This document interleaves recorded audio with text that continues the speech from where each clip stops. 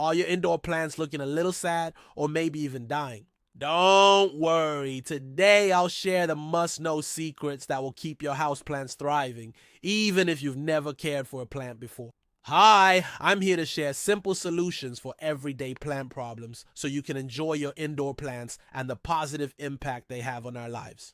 Today we're covering all the basics. I'll teach you how much and how often to water your plants, where to place them for optimal growth, plus simple steps to help you choose the right soil, the right pot, and the best fertilizer. And of course, we'll also go over the top 3 things that every beginner does wrong and how to avoid them. So whether you're a brand new plant parent or you've had your plants for years but are still struggling, I promise that today's video will give you some fresh new insights. So get ready to discover just how easy it is to keep your indoor plants looking their best all year long. The first thing we need to discuss is watering, because this is usually where beginners struggle the most. Let's start with how much water your plants actually need. Well, in general, most indoor plants only need about 1 inch of water each week. That doesn't sound like a lot, does it? Now you may be thinking, okay, well, that sounds simple enough, but how do I know how often I should water my plants? Good question. Here are a few tricks to help you out. First, consider the size of the pot your plant is growing in. If your plant is growing in a smaller pot like this one, then it will dry out faster than a plant growing in a larger pot. And that makes sense, right? Since there's less soil in a smaller pot, it means the soil will dry out sooner. So if your plant is growing in a smaller container, you'll need to water it more frequently. Also, take a look at the type of plant you're growing. Some plants, like African violets, prefer a constantly moist soil, while other plants like cacti and succulents want their soil to dry out completely between waterings. This is important to remember, especially when we talk about how you check the moisture of the soil. Finally, consider your environment. If you live in a hot, dry climate, or if you grow your plants under grow lights, then you'll need to water more often. But if you live in a humid area, or if you grow your plants in an area with lower light levels, then you can probably get away with watering less frequently. So now that we know how much and how often to water our plants, next we need to talk about how you can tell if your plant needs water.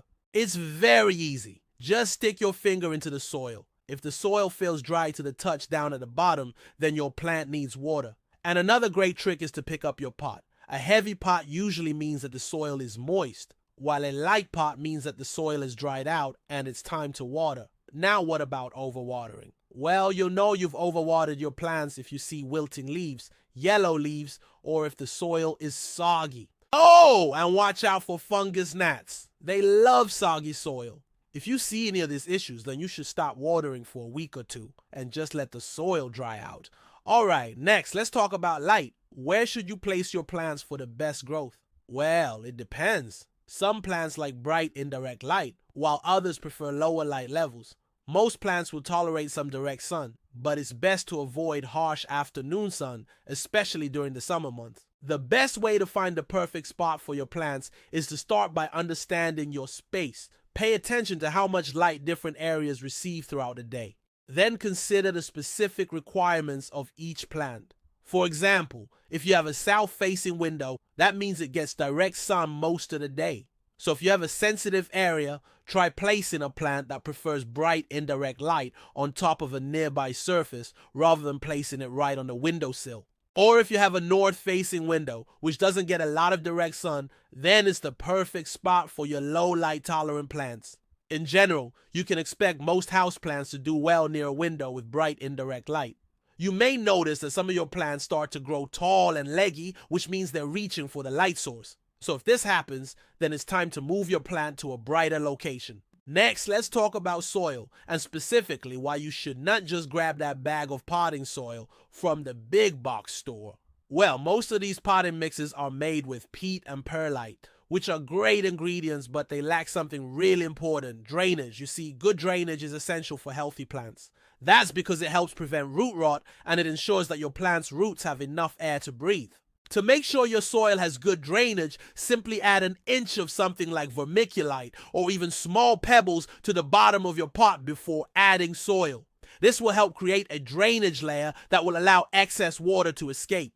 Okay, now let's talk about fertilizing. A good rule of thumb is to fertilize your plants once a month during their active growing season, which is typically during spring and summer. During the winter months, most plants go into a state of dormancy and they won't need as much fertilizer. The best way to fertilize your plants is to use a balanced fertilizer like this one here that's labeled as suitable for indoor plants. When choosing a fertilizer, always read the instructions carefully and follow them closely. Now, if you're looking for a natural way to fertilize your plants, you can make a simple fertilizer at home by mixing up a batch of compost tea. This is basically just decomposed plant material that's been mixed with water. It's full of beneficial microbes and nutrients that will give your plants a nice boost.